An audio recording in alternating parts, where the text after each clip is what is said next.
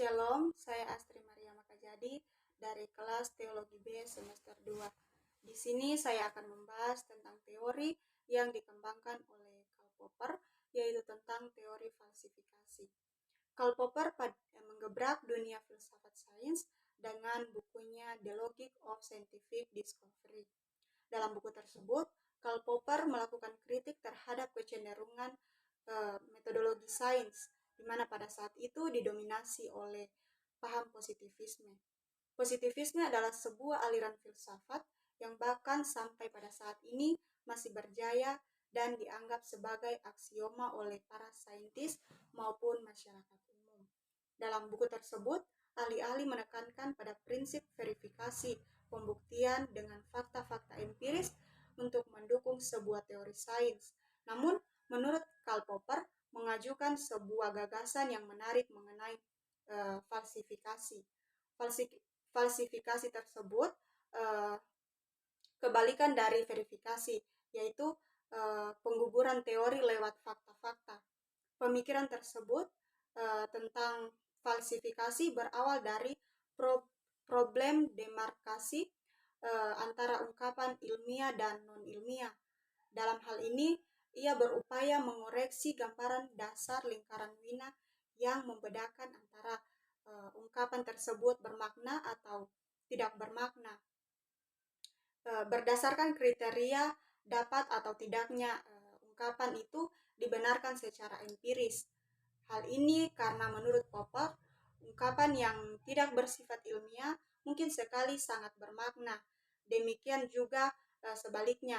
Metode falsifikasi ini digunakan Popper untuk menolak gagasan lingkaran Wina yang sangat menjunjung tinggi metode verifikasi induktif. Karena menurutnya verifikasi sangat lemah karena menggunakan logika induksi yang mekanisnya adalah menyimpulkan suatu teori umum dari pembuktian fakta-fakta partikular. Verifikasi membutuhkan banyak sampel untuk membuktikan kebenaran teori, dan itu pun sama sekali tidak bisa dipastikan bahwa teori tersebut benar adanya, karena sampel tersebut hanya bagian kecil dari keseluruhan objek penelitian. Beberapa kritik yang dikemukakan Popper terhadap prinsip verifikasi, yaitu yang pertama, prinsip verifikasi tidak pernah mungkin untuk menyatakan kebenaran hukum-hukum umum, karena dalam ilmu pengetahuan tidak pernah dapat diverifikasi. Karena itu seluruh ilmu pengetahuan alam yang sebagian besar dari hukum-hukum umum tidak bermakna, sama seperti metafisika. Yang kedua itu, sejarah membuktikan bahwa ilmu pengetahuan juga lahir dari pandangan-pandangan metafisis. Karena itu, Popper menegaskan bahwa suatu ucapan metafisis bukan saja dapat bermakna tetapi dapat benar juga, walaupun baru menjadi ilmiah setelah diuji. Dan yang ketiga itu, untuk menyelidiki bermakna atau tidak suatu ungkapan atau teori tersebut, lebih dulu harus kita mengerti ucapan atau teori itu. Sehingga bagaimanapun bisa dimengerti jika tidak bermakna. Lantas, apa yang disebut dengan teori itu? Sebagai alternatif bagi metodologi induktif, Popper mengajukan metodologi falsifikasi yang menggunakan cara kerja ilmu pengetahuan tidak hanya menggunakan observasi dan pengalaman sebagai dasar di dalam menentukan hukum-hukum ilmu pengetahuan. Akan tetapi ada juga persyaratan lain, yaitu uji kesalahan melalui uji kesahihan. Menurut falsifikasi adalah untuk mematakan suatu keadaan yang salah atau tidak benar. Suatu teori dapat dikatakan salah jika meminta bantuan pada hasil observasi dan eksperimen tanpa percobaan dan kesalahan. Melalui dugaan dan penolakan, hanya teori yang paling cocok dapat dipertahankan untuk menghindari kesalahan-kesalahan yang pernah dilakukan oleh neopositivisme. Nah, dari itu, falsifikasi adalah kebalikan dari verifikasi, yaitu menggugurkan teori lewat fakta-fakta. selama suatu teori belum bisa difalsifikasi, maka hal itu dianggap benar. Dengan metode ini, penelitian ilmiah akan lebih efisien karena teori tersebut dapat dipastikan gugur jika dengan sebuah fakta. Sebagai contoh, penggunaan metode verifikasi dan falsifikasi itu diuji sebuah hipotesis yang berbunyi sebuah burung gagak berwarna hitam. Bila menggunakan verifikasi, penelitian akan mencari data yang menyatakan bahwa burung gagak tersebut memang berwarna hitam.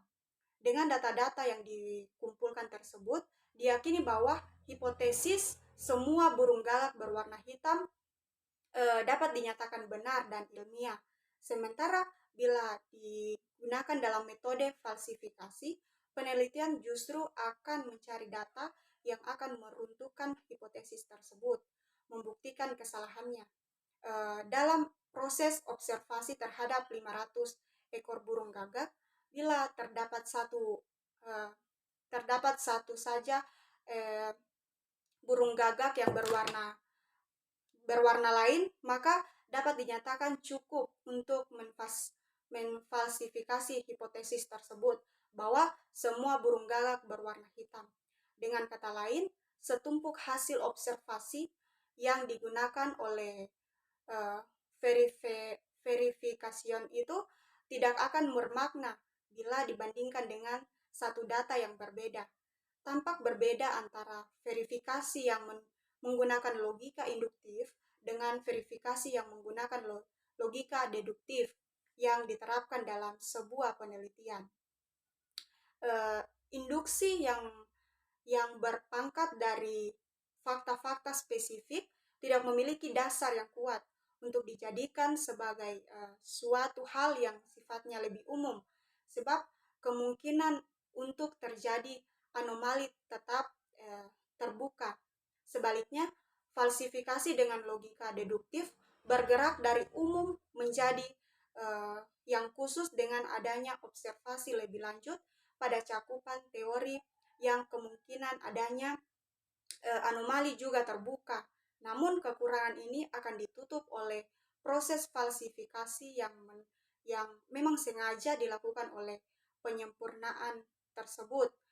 Dapat diambil contoh dalam penerapan gagasan Karl Popper dalam dunia nyata adalah sebagai para fisikawan dengan metode verifikasi terhadap sampel-sampel di alam membuat kesimpulan bahwa semua zat akan memuai jika dipanaskan. Teori ini telah menjadi sebuah mitos selama berabad-abad dalam dunia fisika. Namun dalam paradigma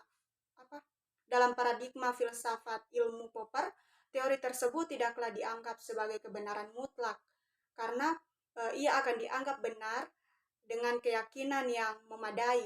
Kemudian terjadilah penemuan mengenai anomali sifat air. Ternyata dalam rentang suhu 0 sampai 4 derajat Celcius, air tidaklah memuai jika dipanaskan. Air justru akan menyusut seiring dengan kenaikan suhu antara 0 sampai 4 derajat Celcius. Penemuan ini kemudian serta-merta menjadi gugur karena teori semua zat akan memuai jika dipanaskan. Inilah yang dimaksud dengan teori falsifikasi oleh Karl Popper dengan adanya penemuan yang menggugurkan teori pemuaian zat tersebut. Maka dapat diperoleh keyakinan bahwa teori yang selama ini dipegang oleh beberapa fisikawan berbunyi sebuah zat akan memuai jika dipanaskan adalah salah. Karena itu teori tersebut berkembang menjadi berbunyi sebagai berikut seperti semua zat akan memuai jika dipanaskan kecuali air tersebut dalam rentang suhu 0 sampai 4 derajat Celcius. Perlu diketahui jika bahwa teori kedua ini pun tidak akan dianggap sebagai kebenaran mutlak. Karena adapun yang dianggap sebagai sebuah kebenaran mutlak adalah bukan salahnya teori pertama dan bukan benarnya teori kedua. Terima kasih, Shalom.